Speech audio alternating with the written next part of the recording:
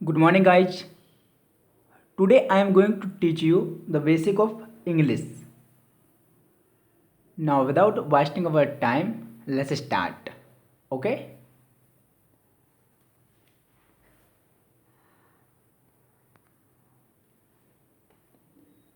Hello दोस्तों इस session में हम बात करते हैं इंग्लिश की। दोस्तों इंग्लिश वर्ड देखते ही मेरे माइंड में एक क्वेश्चन आता है कि आखिर इंग्लिश है क्या। तो जैसा कि हम जानते हैं कि इंग्लिश एक लैंग्वेज है, जैसे कि हमारी लैंग्वेज हिंदी है ऐसे ही इंग्लिश भी एक लैंग्वेज है। दोस्तों एक बात मैं यहाँ आपको बता दूँ कि कोई भी लैंग्वेज है वह साउंड से मिलकर बनी होती है। साउंड मतलब आवाज़ होता है, और साउंड जो होता है वह कैसा होना चाहिए, मीनिंगफुल। साउंड मीनिंगफुल होना चाहिए। अगर हम बात करें इंग्लिश की, तो इंग्लिश में टोटल 26 लेटर्स हैं, ये बात हमें पता है। ओके दोस्तों ये इंग्लिश के 26 लेटर्स हैं, इनको हम 3 पार्ट्स में डिवाइड करते हैं। Number 1 vowel. हमारे इंग्लिश में टोटल वोवल्स जो होते हैं 5 होते हैं, 2 सेमी वोवल्स होते हैं एंड 19 कॉन्सोनेंट होते हैं। ओके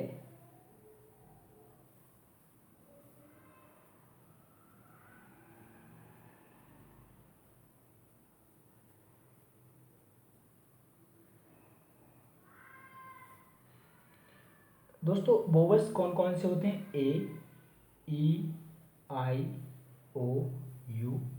इसके अलावा जो हमारे वर्ड डब्लू और वाई सेमी वोवल्स होते हैं। यहाँ पे ए, ई, आई, ओ, यू, डब्लू और वाई को छोड़ के जितने भी लेटर बचते हैं, वी, सी, डी, ईटीसी जितने भी हैं, ये सारे हमारे कॉन्सोनेंट होते हैं। दोस्तों इस सेशन में हम पढ़ने वाले हैं लेटर। लेटर हमने पढ़े, लेटर यानी कि अक्षर, मतलब किसी भी लैंग्वेज की जो सबसे छोटी इकाई होती है वो क्या होता है, अक्षर। ओके दोस्तों लेटर के बाद लेटर से ही मिला के हम बनाते हैं वर्ड। वर्ड को मिला के बनाते हैं हम फ्रेज, और वर्ड से ही बनाते हैं सेंटेंस, और सेंटेंस को मिला के एक पैराग्राफ का निर्माण होता है। ओके दोस्तों, तो इस वीडियो में हम जानते हैं कि कैसे एकदम बेसिक लेवल से इंग्लिश को सीखा जा सकता है। तो लेटर की अगर मैं बात करूं कोई सी भी, जैसे कि ए एक लेटर हो गया, आर एक लेटर हो गया, एम, ये लेटर्स होते हैं।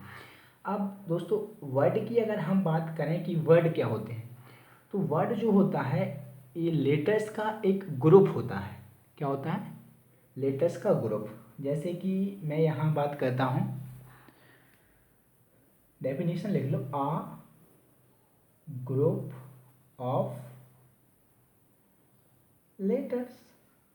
तो कैसे, मान के चलो यहाँ ये जितने भी लेटर्स लिखे हैं इन्हीं से आर ए एम मैंने लिख दिया। तो ये जो लेटर्स के ग्रुप से एक शब्द का निर्माण हो गया, राम। ऐसे ही और लेटर्स मिला के जैसे एस, एच, वाई, ए, एम, मैंने एक और नेम का निर्माण किया है। किससे, लेटर्स से मिलके क्या बनाया हमने, वर्ड। ओके अब हम बात करते हैं फ्रेज की। फ्रेज क्या होता है दोस्तों, जो वर्ड्स का एक ग्रुप होता है, आ ग्रुप ऑफ वर्ड्स। लेकिन इसमें क्या है, ए विदाउट कंप्लीट मीनिंग होता है, विदाउट कंप्लीट मीनिंग। कैसे, एग्जाम्पल से समझेंगे। जैसे कि दोस्तों वर्ड का एक समूह, जैसे राम और श्याम, यहाँ 2 वर्ड हैं, इन्हीं को मैं यहाँ लिख देता हूँ एग्जाम्पल के रूप में, राम एंड श्याम। दोस्तों यहाँ हमें समझ तो आ रहा है कि कुछ लिखा है, राम एंड श्याम लेकिन राम एंड श्याम क्या हैं, कौन हैं, ये क्या कर रहे हैं, यहाँ कुछ भी नहीं बताया जा रहा है। ऐसे ही एक और एग्जाम्पल ले लो, इन्स एंड आउट्स, मतलब जो वर्ड है, वर्ड्स का एक ग्रुप होगा लेकिन उसका कोई कंप्लीट मीनिंग नहीं होगा। ऐसे ही दोस्तों हम बात करते हैं सेंटेंस की। सेंटेंस क्या होता है, ये भी एक ग्रुप होता है किसका, वर्ड्स का, अ ग्रुप ऑफ वर्ड्स। लेकिन दोस्तों जो सेंटेंस होता है इसमें कंप्लीट मीनिंग देखने को मिलता है।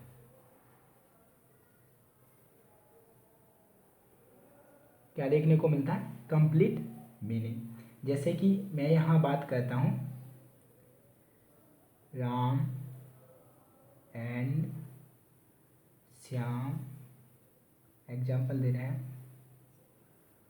वर टू फ्रेंड्स। राम और श्याम कौन थे, दो दोस्त थे। दोस्तों यहाँ पे जो है हमें ये क्या है, ये भी एक वर्ड्स यानी कि शब्दों का एक क्या है, समूह है। और यहाँ पे Ram and Shyam were two friends, ये भी हमें वर्ड्स का एक समूह है। लेकिन यहाँ पे दोस्तों राम एंड श्याम क्या कर रहे हैं, क्या नहीं कर रहे हैं, हमें पता नहीं चल रहा है। मतलब इसका जो मीनिंग है वो अनकम्प्लीट है, इनकम्प्लीट है। और यहाँ पे सेंटेंस में क्या है, हमें पता चल रहा है कि राम और श्याम कौन है, दो दोस्त है। मतलब हमें कंप्लीट मीनिंग समझ आता है किसमें, सेंटेंस में। दोस्तों सेंटेंस में जो इसका स्ट्रक्चर होता है, वो अरेंजमेंट, वो कैसे किया जाता है वो हम जानते हैं। अरेंजमेंट क्या होता है दोस्तों, सबसे पहले सब्जेक्ट होता है, उसके बाद वर्ब होता है, और वर्ब के बाद ऑब्जेक्ट। जैसे यहाँ पे अगर हम देखें तो सब्जेक्ट की अगर हम बात करें, राम एंड श्याम क्या हो जाएगा, यहाँ पे सब्जेक्ट हो जाएगा। ओके, ये जो वर्ब है ये अपनी हेल्पिंग वर्ब हो जाएगी, और ये बाकी का जितना बचा ऑब्जेक्ट हो जाएगा या फिर कॉम्प्लीमेंट। ओके दोस्तों,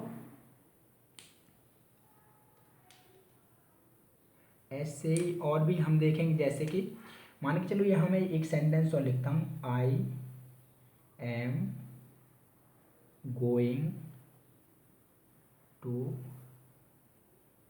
स्कूल। दोस्तों यहाँ आई क्या हो जाएगा, सब्जेक्ट, एम क्या हो जाएगी, हेल्पिंग वर्ब, और गोइंग क्या हो जाएगी, मेन वर्ब, और यहाँ पे जो स्कूल है आपका ऑब्जेक्ट हो जाएगा। तो दोस्तों यहाँ पे मैं आपको ये समझाना चाह रहा हूँ कि सब्जेक्ट, वर्ब और ऑब्जेक्ट के रूप में एक सेंटेंस का स्ट्रक्चर होता है। सब्जेक्ट प्लस वर्ब आएगी, वर्ब हेल्पिंग वर्ब हो सकती है और मेन वर्ब दोनों भी हो सकती हैं, और इसके अलावा ऑब्जेक्ट होगा। ओके, तो यहाँ मैं आपको एक बात बता दूँ कि वर्ब जो है ये हेल्पिंग वर्ब हो सकती है, और क्या हो सकती है, मेन वर्ब। ओके दोस्तों, तो सेंटेंस की अरेंजमेंट आपको समझ आ गई होगी कि सेंटेंस को कैसे अरेंज करना है। ओके, आगे बढ़ें, इसे आप नोट कर लें। नोट करने पर ही अच्छे से समझ में आएगा, वरना समझ नहीं आएगा। ओके, इसलिए नोट करते चलें।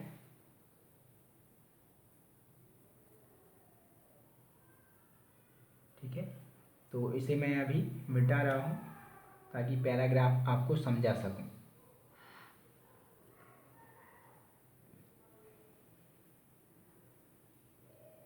ठीक है, तो दोस्तों सेंटेंस के बारे में आशा करता हूँ समझ आया होगा। सेंटेंस के बाद हम बात करते हैं पैराग्राफ की। तो पैराग्राफ क्या होता है, आ ग्रुप ऑफ सेंटेंसेस।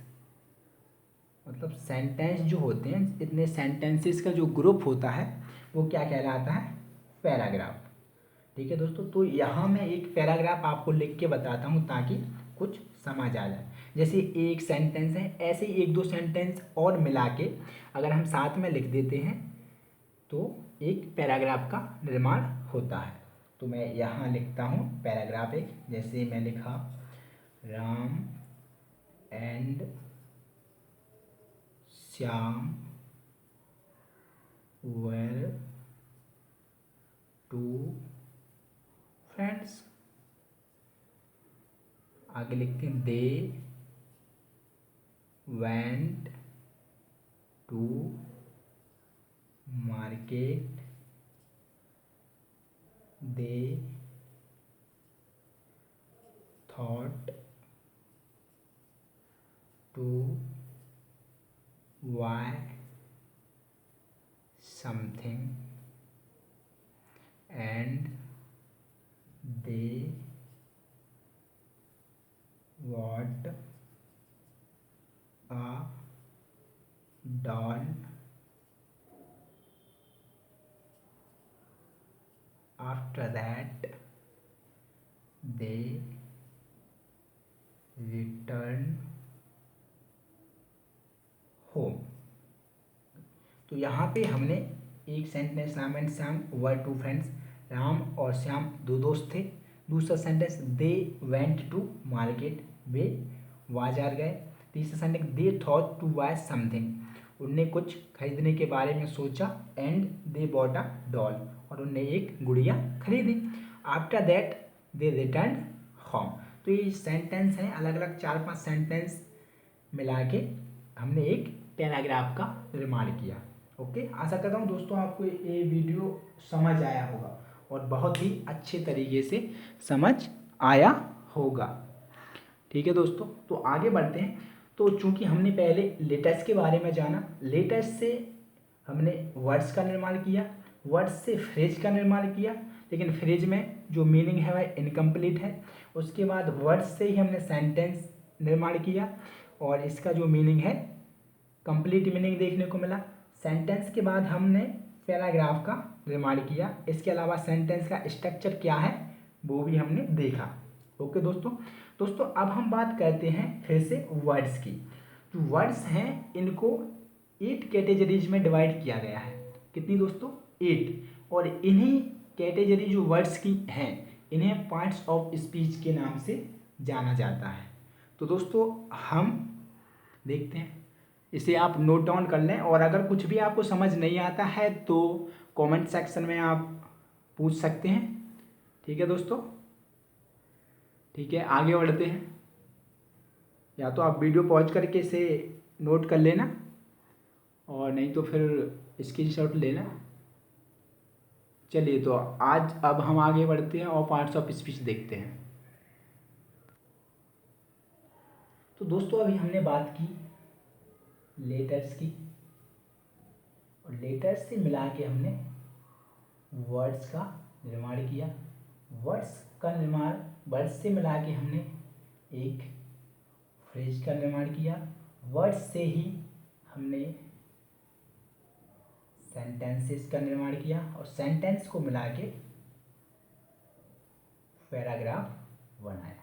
ओके, जो फ्रेज थी हमारी उसमें मीनिंग कैसा था? इनकम्प्लीट था और सेंटेंस में मीनिंग कंप्लीट है। ओके दोस्तों, अब नेक्स्ट आगे हम देखते हैं। आगे जो वर्ड्स हैं आपके वर्ड्स, इनको जो है हम 8 कैटेगरीज में डिवाइड करते हैं अकॉर्डिंग टू देयर फंक्शन। मतलब इनके कार्य के बारे, मतलब कार्य ये कैसे कहते हैं उनको देखते हुए इन्हें 8 कैटेगरीज में डिवाइड किया गया है। ओके, तो मैं यहाँ लिखता हूँ words are divided into 8 categories according to their function। Okay दोस्तों, तो ये जो 8 कैटेगरीज है वर्ड की, इन्हीं को हमने नाम दिया है पार्ट्स ऑफ स्पीच। दोस्तों आशा करता हूँ कि आपको समझ आ रहा होगा सब। तो हम पार्ट्स ऑफ स्पीच के बारे में जानते हैं। ओके, तो सीधा हम आते हैं पार्ट्स ऑफ स्पीच पे।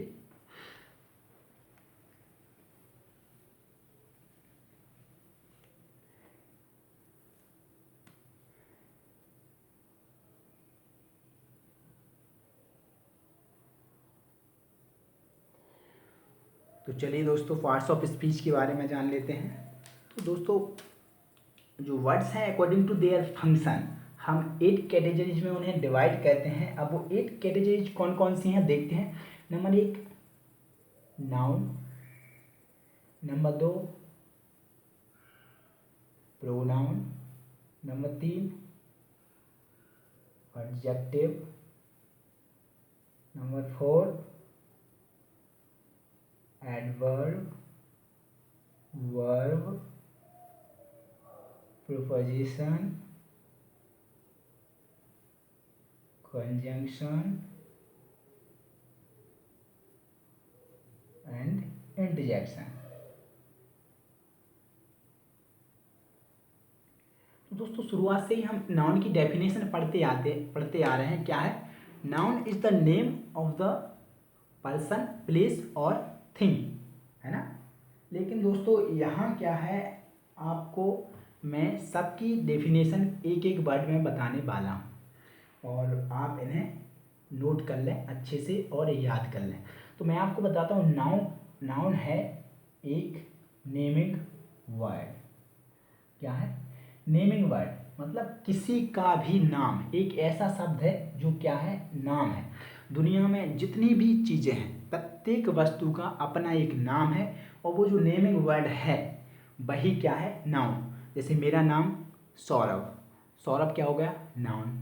ओके, आपका नाम जो भी है राम है तो राम क्या हो जाएगा, नाउन। ऐसे ही हम मान के चलो किंग, बॉय, ग्वालियर, किसी भी धातु का नाम, सिल्वर, आयरन, ओके। और जैसे भी कुछ भी हम बताएं, ब्रेवरी वगैरह, ओके। तो ये सब क्या है, नाउन। यहाँ पे नाउन की कुछ एग्जाम्पल आप लिख लें, Ram, king, boy, silver, etc और भी बहुत सारे हैं। ओके, तो नाउन आपको समझ आए। नाउन के बाद हम बात करते हैं प्रोनाउन की। तो दोस्तों प्रोनाउन क्या होता है? प्रोनाउन है एक रिप्लेसिंग वर्ड। अगर हम एक शब्द में कहें replacing word, okay. Replacing word को आप ऐसे समझें दोस्तों, प्रोनाउन की आवश्यकता क्यों पड़ी। जैसे कि हम कोई भी काम करते हैं, जैसे कि राम बाजार जाता है, उसके बाद अगर मैंने कहा कि राम बाजार जाता है, फिर मैं क्या बोलूँगा, वह वहाँ से एक गुड़िया लाया। तो राम की जगह हमने क्या बोला, वह बोला। तो यह वह जो है वह क्या होगा, प्रोनाउन। ओके, तो अगर मैं बोलूँ राम बाजार जाता है, राम गुड़िया लाता, राम ये करता है, राम वो करता है, तो ये राम राम शब्द जो बार बार आ रहा ना, इसका रिपीटेशन रोकने के लिए हमें प्रोनाउन का यूज करना होता है। ओके, जैसे कि मैं एग्जांपल मैं आपको बताऊं, यहाँ देखना,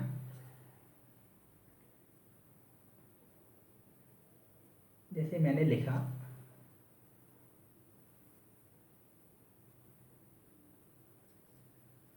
Radha is a good girl. Okay, इसके बाद मैं लिखता हूँ राधा गोज टू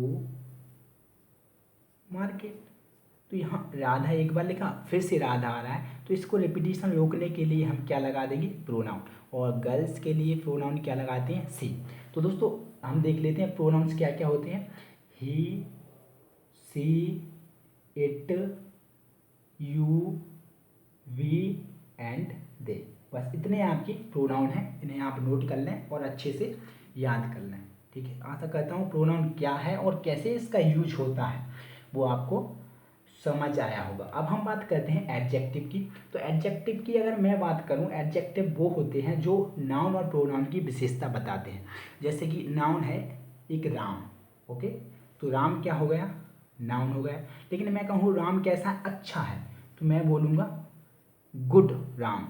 राम कैसा है, राम मान के चलो एक राम क्या है, एक बॉय है, और मैं कहूँ कैसा बॉय है, गुड बॉय। तो बॉय की विशेषता कौन बता रहा है, गुड। तो ये गुड क्या हो जाता है, एडजेक्टिव। तो ये एडजेक्टिव जो होते हैं एक किसी क्वालिफाई करते हैं, क्वालिफाई मतलब विशेषता बताते हैं या तो नाउन की और या फिर प्रोनाउन की। एक एग्जाम्पल से इसे हम समझते हैं। मैंने लिखा सी इज आ गुड गर्ल। तो यहाँ पे गर्ल क्या होगा दोस्तों, नाउन हो जाएगा। और चूंकि गर्ल मतलब वह एक लड़की है। कैसी लड़की है, ये कौन बता रहा है, अच्छी, एक गुड बता रहा है। तो अच्छी क्या हुआ, एक विशेषता हुआ लड़की की। तो ये कौन बताते हैं, एडजेक्टिव। यहाँ गुड क्या हो जाएगा, एडजेक्टिव। ओके। अब यहाँ मैं एक सेंटेंस और लिखता हूँ, Oliver is a small city. तो इसमें आपको बताना है कि एडजेक्टिव कहाँ है और किसकी विशेषता बता रहा है। इसे आप कमेंट करके और मुझे बताएं कि इसमें एडजेक्टिव कहाँ है। ओके, आगे बढ़ते हैं। शायद एडजेक्टिव भी आपको समझ आया होगा। अब हम बात करते हैं एडवर्ब की। ओके, एडवर्ब क्या होता है दोस्तों, जनरल सेंस में जो एडवर्ब है वह क्वालिफाई करता है किसको, वर्ब को। क्वालिफाई करता है किसी जनरल सेंस में वर्ब को क्वालिफाई करता है, लेकिन इसके अलावा यह एडजेक्टिव को भी क्वालिफाई करता है, एडवर्ब को भी क्वालिफाई करता है और एडवर्बियल फ्रेज जो होती हैं उनको भी क्वालिफाई करता है और कभी कभी पूरे सेंटेंस को भी क्वालिफाई करता है। कौन, एडवर्ब। ओके दोस्तों, तो देखते हैं कैसे क्वालिफाई करता है। सबसे पहले मैं यहाँ एक सेंटेंस लिखता हूँ जनरल सेंस में, जैसे कि ही रैन फास्ट। दोस्तों वह दौड़ा, ही रैन, रैन मतलब दौड़ना होता है। वह कैसे दौड़ा, फास्ट। यहाँ पे रैन, RUN, रन मतलब दौड़ना होता है। इसकी सेकंड फॉर्म रैन यहाँ पे लिखी गई है। पास्ट इंडेफिनिट का सेंटेंस है। तो ही रैन, यहाँ पे रैन क्या है, वर्ब। वर्ब की विशेषता कौन बता रहा, फास्ट। वह दौड़ा, कैसे दौड़ा, तेज दौड़ा। ओके, तो वर्ब की विशेषता कौन बता रहा, फास्ट। तो यह क्या हो जाएगा, एक एडवर्ब। ऐसे ही अब हम देखते हैं number 2, these are very sweet mangoes. तो यहाँ पे मैंगोज मतलब आम, ये क्या हुआ, नाउन। तो मैंगोज आम है, नाउन। नाउन की विशेषता कौन बताएगा, एडजेक्टिव। स्वीट क्या हो जाएगा यहाँ पे, एडजेक्टिव। मतलब आम कैसे हैं, स्वीट, मीठे। लेकिन इस मीठे की, ये स्वीट यानी कि मीठे की विशेषता कौन बता रहा है यहाँ पे, वेरी। कितने मीठे, बहुत मीठे। तो यहाँ पे ये मैंगोज आम नाउन हो जाएगा, क्योंकि मैंगोज कैसे हैं, स्वीट। मैंगोज की विशेषता स्वीट ने बताई, एडजेक्टिव हो गया स्वीट, यानी कि एडजेक्टिव विशेषता बताएगा यहाँ पे वेरी, कितने मीठे, बहुत मीठे। तो वेरी क्या हो गया, एडवर्ब हो जाएगा। ओके, तो यहाँ पे सबसे पहले हमने देखा जनरल सेंस में वर्ब को एडवर्ब ने क्वालिफाई किया। दूसरे सेंस में हमने देखा एडजेक्टिव को एडवर्ब ने क्वालिफाई किया। अब नंबर 3 सेंस में हम देखेंगे एडवर्ब एडवर्ब को क्वालिफाई कैसे करता है। तो सेंटेंस मैंने लिखा, ही स्पीक्स वेरी लाउडली। कैसे, वेरी लाउडली। तो ही स्पीक, ही क्या है, सब्जेक्ट, स्पीक मतलब बोलना, वर्ब हो जाएगी। अब यहाँ पे दोस्तों वर्ब की विशेषता लाउडली बता रहा है। वह बोला, कैसे बोला, तेज। तो ये क्या होगा, एक एडवर्ब। लेकिन यहाँ पे कितने तेज बोला, बहुत तेज। यानी कि एडवर्ब की विशेषता एडवर्ब ही बता रहा है। ओके दोस्तों, तो एडवर्ब एक वर्ब को क्वालिफाई करता है, एडवर्ब एक एडजेक्टिव को क्वालिफाई करता है, तो एडवर्ब एक एडवर्ब को भी क्वालिफाई करता है। आगे हम देखते हैं कि ये एडवर्बियल फ्रेज और सेंटेंस को कैसे क्वालिफाई करता है। तो दोस्तों 3 टाइप्स हम पढ़ चुके, चौथा है इसका,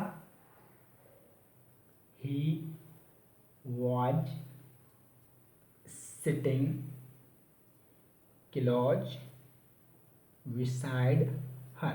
दोस्तों अभी अभी मैंने आपको बताया कि जब 2 वर्ड मिलते हैं तो वो इनकम्प्लीट मीनिंग दें तो क्या होता है, फ्रेज होता है, एक फ्रेज हो गया।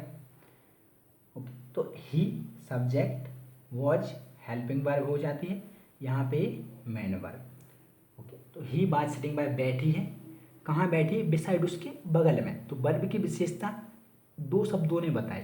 अगर एक शब्द अकेला होता तो हम उसे कोई नाम दे देते इनमें से, लेकिन चूंकि यहाँ पे दो वर्ड आ जाते हैं तो एक फ्रेज हो जाती है। क्योंकि वर्ब की विशेषता बता रही है तो एक कौन सी फ्रेज होगी, एडवर्बियल फ्रेज। ओके दोस्तों, और यहाँ पे जो क्लॉज है, ही वॉज सिटिंग, क्लॉज विसाइड है, उसके बगल में बैठी है, मतलब कितने बगल में, बहुत ज़्यादा बगल में। तो यहाँ पे क्लॉज जो है वह एडवर्बियल फ्रेज की विशेषता बता रहा है। वर्ब की विशेषता एडवर्ब ने बताई, और एडवर्ब की विशेषता किसने बताई, फिर एडवर्ब ने। क्योंकि एक एडवर्ब अकेला वर्ड नहीं है, एक एडवर्बियल फ्रेज है, तो एडवर्बियल फ्रेज की विशेषता एक एडवर्ब बताता है। अब नंबर 5वां जो टाइप है वो हम देखते हैं क्या है, टाइप नंबर 5। मैंने लिखा एक सेंटेंस, सर्टेनली, मतलब निश्चित रूप से, सी इज राइट। तो यहाँ पे जो जब एडवर्ब जो होता है सेंटेंस की शुरुआत में जब भी आपको दिखे ना, तो ये संपूर्ण सेंटेंस को क्वालिफाई करता है। तो इस तरीके से हमने जाना नाउन, प्रोनाउन, एडजेक्टिव और एडवर्ब के फंक्शंस क्या हैं, ये कैसे कार्य करते हैं, किसे क्वालिफाई करते हैं। दोस्तों इसके बाद जो वीडियो होगी उसमें मैं आपको एक स्टोरी सुनाने वाला हूँ, और उस स्टोरी के माध्यम से आपको सब कुछ पता चल जाएगा कि कौन किसे क्वालिफाई करता है। आपको ज़्यादा मेहनत करने की ज़रूरत नहीं पड़ेगी। तो चूंकि हम आगे बढ़ते हैं और वर्ब के बारे में जानते हैं, ये नोट करते जाएं अपन, और यहाँ भी मैं जो समझाता हूँ वो नोट कर लें, क्योंकि मेरे पास यहाँ इतना स्पेस नहीं है कि मैं लिखा रहने दो, और चूंकि जितना स्पेस है मैं आपको बता रहा हूँ। वर्ब क्या है, वर्ब एक एक्शन वर्ड है। क्या है, एक्शन वर्ड, जिससे पता चलता है, जैसे कि गो मतलब जाना, कम मतलब आना, ये क्या हो जाते हैं, एक्शन वर्ड, मतलब जिसमें कोई कार्य हो रहा है ये पता चले, ऐसे वर्ड वर्ब्स कहलाते हैं। ओके, तो वर्ब के बारे में मैं कुछ आपको यहाँ बता देता हूँ।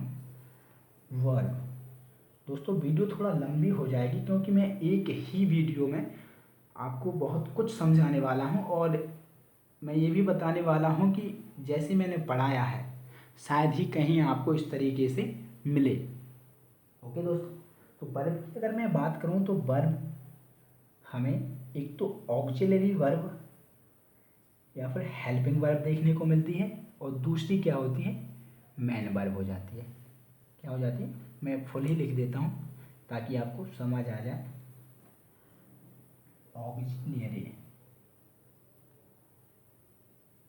ऑक्सिलरी वर्ब, और दूसरी जो होती है वो हो जाती है मेन वर्ब। दोस्तों यहाँ पे हम मेन वर्ब को भी दो भागों में डिवाइड कर देते हैं। एक होती है ट्रांजिटिव, अभी आप इसे लिख लें अगर समझ ना आए, हिंदी में सकर्मक बोलते हैं, और एक होती है इनट्रांजिटिव।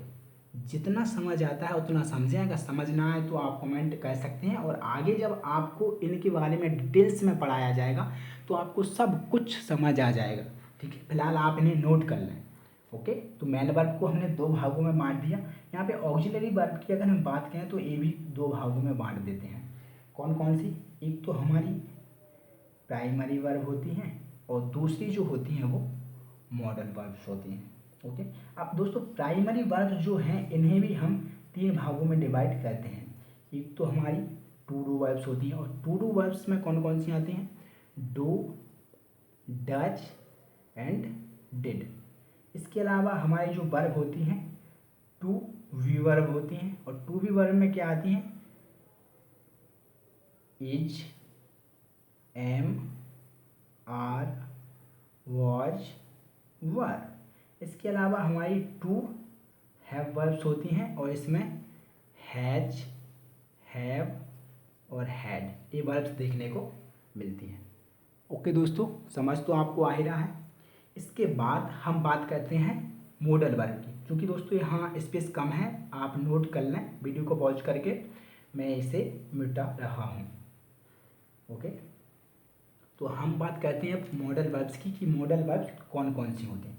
तो दोस्तों मॉडल वर्ब्स जो होती हैं आपकी वो होती हैं will, shall, okay, can, could, may, might, should,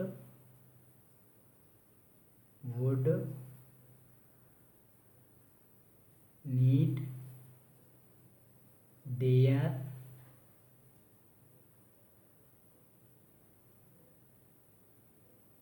used to,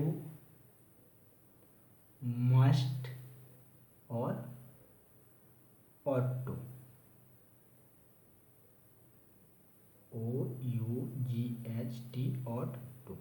okay दोस्तों अभी आप प्राइमरी वर्ब्स क्या हैं, 3 भाग कौन कौन से वो नोट कर लें, और मॉडल वर्ब्स जितने भी हैं नोट कर लें। जब आपको मॉडल पढ़ाए जाएंगे तो आपको एकदम सब कुछ डिटेल में पढ़ाया जाएगा, तो आपको टेंशन लेने की कोई ज़रूरत नहीं है, और आप नोट कर लें, मैं आपको सब कुछ समझाऊंगा। ओके दोस्तों, आगे बढ़ते हैं।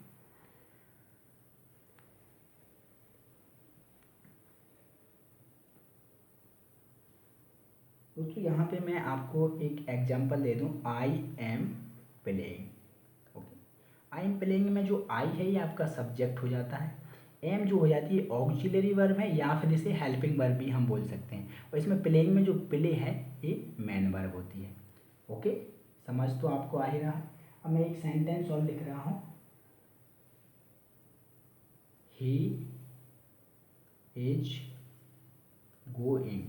अब इसमें मुझे आपको बताना है कि ऑक्सिलरी वर्ब और मेन वर्ब क्या है, तो कमेंट सेक्शन में आप इनका आंसर मुझे बता दें। ओके दोस्तों, आगे बढ़ते हैं। शायद वर्ब जहाँ तक है थोड़ा बहुत समझ आया होगा, बाकी का हम आगे जब पढ़ेंगे डिटेल्स में तो सारा समझ आ जाएगा।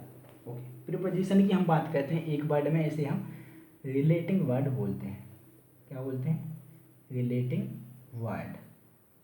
ओके, जैसे कि इन है, फोर है, और भी बहुत सारी हैं, जैसे कि टू है।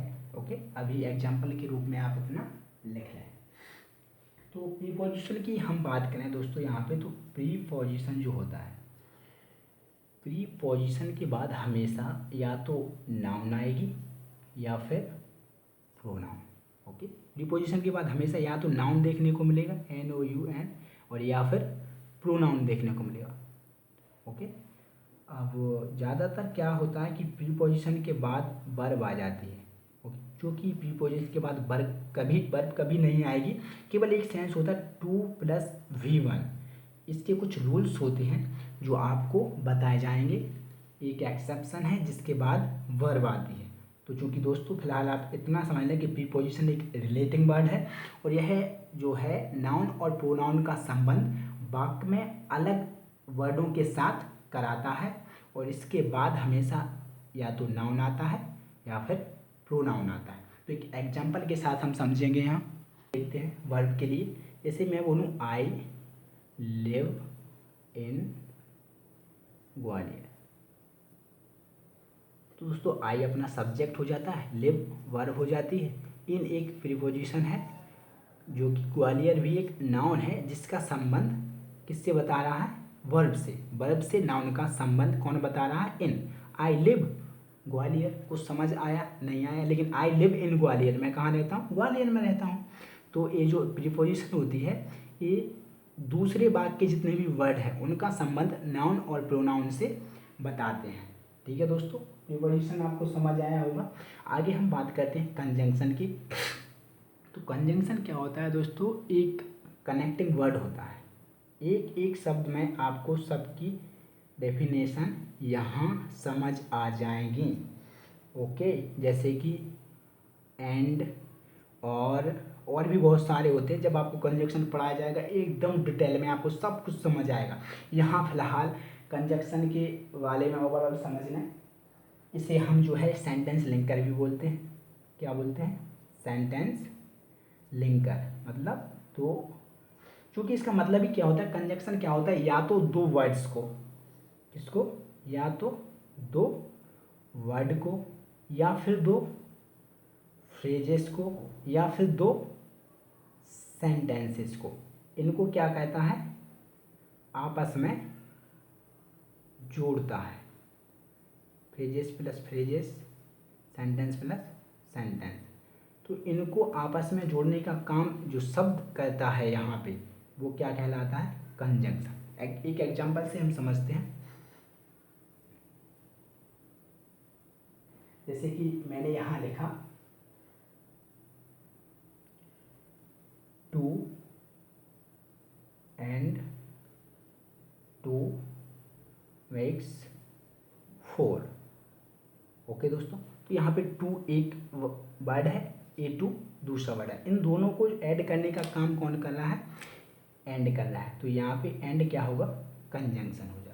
ओके, ऐसे ही मैं एक और सेंटेंस लिखता हूँ, he is honest and she is intelligent. तो यहाँ पे ही इज ऑनेस्ट एक सेंटेंस हो जाएगा, सी इज इंटेलिजेंट दूसरा सेंटेंस हो जाएगा। इन दोनों को जोड़ने का काम कौन कर रहा है, एंड कर रहा है।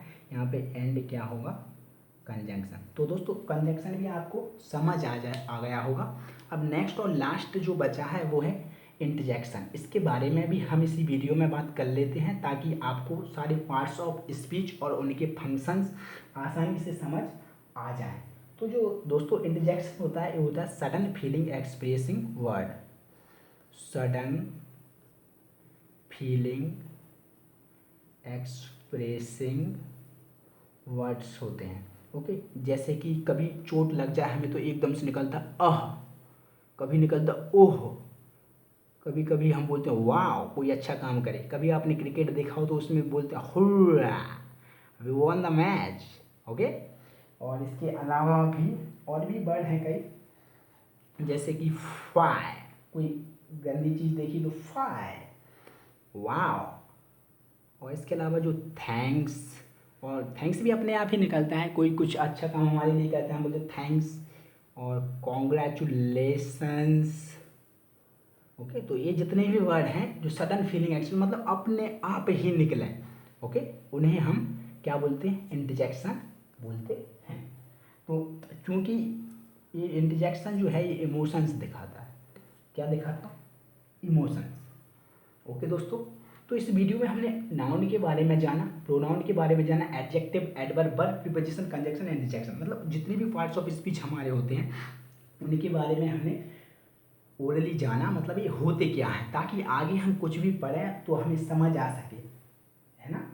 तो जैसा कि मैंने बताया, अगली वीडियो में मैं आपको एक स्टोरी सुनाने वाला हूं, और उस स्टोरी से आपको नाउन, प्रोनाउन, एडजेक्टिव, एडवर्ब, इनके फंक्शन क्या होते हैं, कैसे होते हैं, केवल स्टोरी सुनने से ही आपको सब कुछ याद होने वाला है।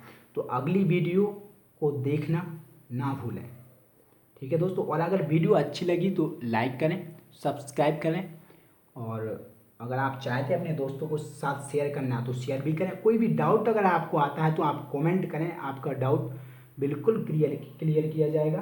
ओके दोस्तों, तो बहुत बहुत आपका धन्यवाद। ओके।